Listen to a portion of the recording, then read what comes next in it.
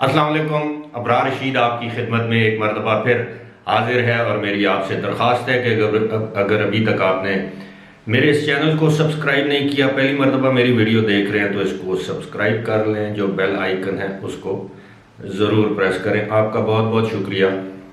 खबरें दो तीन हैं यूएई के हवाले से। एक तो ये है कि मैं आपको बताऊंगा कि यूएई दुनिया में कितना महफूज तरीन मुल्क है, कितने इंडियन इस वक्त यूएई से इंडिया वापस जा चुके हैं, इनकी तादाद लाखों में है, और कितने वापस यूएई आ चुके हैं। लेकिन सबसे पहले मैं आगाज़ करूंगा कि यूएई के जो डिप्टी सुप्रीम कमांडर हैं, जो कि अबू ज़बी के वली अहद भी हैं, शेख मोहम्मद बिन जायद, उन्होंने फ्रांस के सदर को टेलीफोन क्यों किया। गुज़श्ता रोज़ शेख मोहम्मद बिन जायद ने फ्रांसीसी सदर इमैनुअल मैक्रों को फ़ोन करके कहा कि वो फ्रांस में होने वाली जितनी भी दहशतगर्दी की या तशद्दुद की जो कार्रवाइयाँ हैं, वहाँ पर जो मुजाहरे हो रहे हैं, जो वहाँ पर हलाकतें हुई हैं, उसकी वो मज़म्मत करते हैं।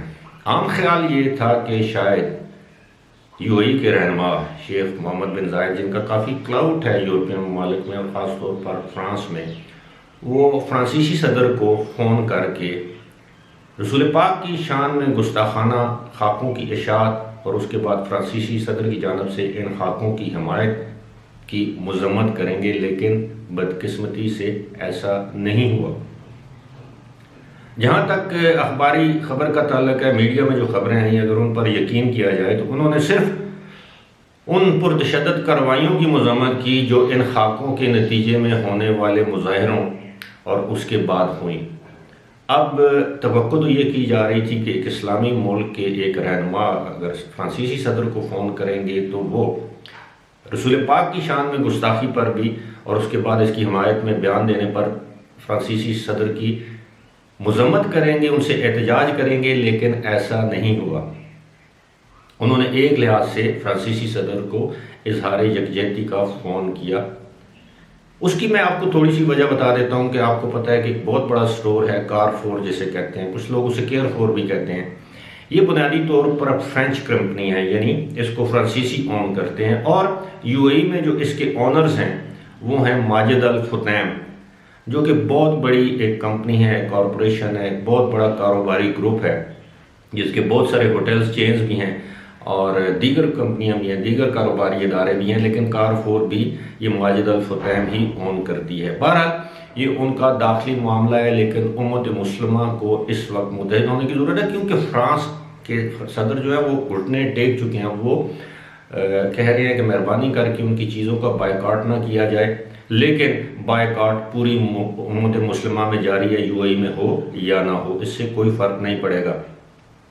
अब मैं आपको बताऊँगा, मैं आप सब्र करें, मैं आपको बताऊंगा कि यूएई दुनिया का महफूज तरीन, कितना महफूज तरीन मुल्क है और माजी में कितना था, अब उसकी रेटिंग क्या है। लेकिन सबसे पहले मैं आपको ये बताना चाहूँगा कि इंडियन सफारत खाने के मुताबिक अब तक जब से कोरोना पैंडेमिक शुरू हुआ है 6,63,000 इंडियन यानी भारतीय शहरी यूएई से इंडिया यानी भारत वापस जा चुके हैं। और ये 7 मई के बाद ये वापसी का सिलसिला शुरू हुआ, जो कि 2 हफ्ते तक जारी रहा। अभी यानी 2 हफ्ते कबल तक जारी रहा। और इसको जो वंदे भारत इसको ऑपरेशन कहा गया, यानी रिपैट्रिएशन का ये दुनिया का सबसे बड़ा ऑपरेशन इसका दावा किया गया। लेकिन ये भी बताया गया है कि 2,20,000 जो भारतीय शहरी हैं, जो इंडियन हैं, वो दोबारा यूएई में वापस आ चुके हैं। अभी ये नहीं बताया गया कि सफारत खाना की जानब से कि क्या उनको नौकरियां मिली हैं या इनमें विजिट या टूरिस्ट वीज़ा पर आने वाले भारतीय शहरी भी शामिल हैं।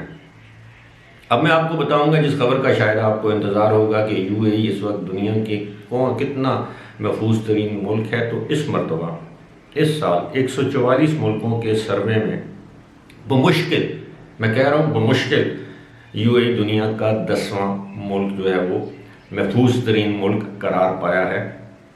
जबकि माजी में इसकी ये जो रेटिंग थी, स्टैंडिंग थी, इसका जो नंबर था वो बेहतर था। कभी ये 4थे नंबर पर था, कभी ये 5वें पर, कभी 6ठे पर। लेकिन इस साल 10ویں نمبر پر اس کی جو ریٹنگ ہے، یہ سٹینڈنگ ہے، یہ رینکنگ ہے یو اے ای کی، محفوظ ترین ملک ہونے کے حوالے سے یہ 10ویں نمبر پر آیا ہے۔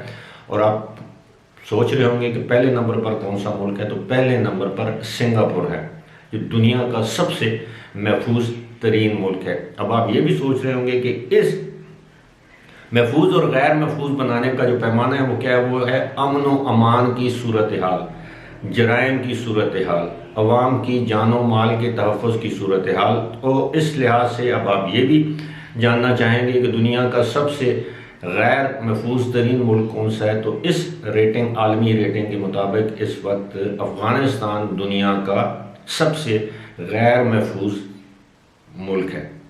اسی طرح اسی سروے میں، اسی 144 ملکوں کے سروے میں یہ سوال بھی پوچھا گیا کہ دنیا میں وہ کون سا ملک ہے جہاں پر لوگ اکیلے چہل قدمی کرتے ہوئے یا واک کرتے ہوئے خود کو محفوظ سمجھتے ہیں، تو اس پہ جو یو اے ای کا نمبر ہے وہ 4تھا نمبر ہے، جبکہ سعودی عرب کا نمبر ہے 10واں۔ اس کیٹیگری میں بھی افغانستان کا نمبر سب سے آخری ہے، جہاں پر لوگ اکیلے چہل قدمی یا واک کرتے ہوئے خود کو محفوظ سمجھ سکتے ہیں۔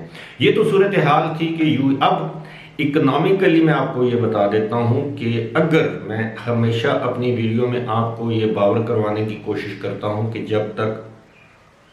جب تک یو اے ای میں، خاص طور پر دبئی میں سیر و سیاحت کی سچویشن بہتر نہیں ہوتی، سیاحوں کی بڑی تعداد میں آمد شروع نہیں ہوتی، جب تک عالمی منڈی میں تیل کی قیمتیں بہتر نہیں ہوتی، جب تک عالمی سرمایہ کار یو اے ای یا دبئی میں مزید سرمایہ کاری میں دلچسپی نہیں لیتے، جب تک کووڈ-19 کی صورتحال بہتر نہیں ہوتی، عمومی طور پر یو اے ای کی معاشی صورتحال اور خصوصی طور پر یعنی بالخصوص دبئی کی معاشی صورتحال جوں کی توں رہے گی۔ اور یہی وجہ ہے کہ اب وہاں پہ کہا تو یہ جا رہا ہے کہ جاب مارکیٹ پک کر رہی ہے، یعنی جو نوکریاں ہیں ان کی تعداد میں اضافہ دیکھنے میں آ رہا ہے، لیکن اس کی بڑی وجہ یہ ہے کہ اس وقت جو ویزے ہیں، غیر ملکیوں کو جاری کیے جانے والے جو ویزے ہیں ان پر پابندی عائد ہے۔ یہی وجہ ہے کہ اگر اس وقت یو اے ای میں مثال کے طور پر اگر ماہانہ 10,000 نئی اسامیاں یا نوکریاں پیدا ہوتی ہیں، تو بعض نوکریوں کے لیے یو اے ای کے اندر ان کو جو امپلائیز ہیں، جو امیدوار ہیں، جو کینڈیڈیٹس ہیں وہ دستیاب نہیں۔ اور یہی وجہ ہے کہ اب نوکریوں کی جو جاب مارکیٹ جسے ہم کہتے ہیں وہ تو پک کر رہی ہے، لیکن جاب حاصل کرنے والے جو افراد ہیں ان کو نوکریاں نہیں مل رہی، اور جس طرح میں نے بتایا ہے کہ بڑی وجہ ویزوں پر پابندی ہے۔ کچھ معاشی ماہرین کا کہنا ہے کہ آئندہ 2 سے 3 مہینوں کے دوران یو اے ای سے یا دبئی سے نوکریوں یا ورک ویزا یا ورک پرمٹ کے حوالے سے ویزوں پر جو پابندی عائد ہے اس کو اٹھا لیا جائے گا۔ فی الحال اسی کے ساتھ مجھے دیجیے اجازت، خدا حافظ۔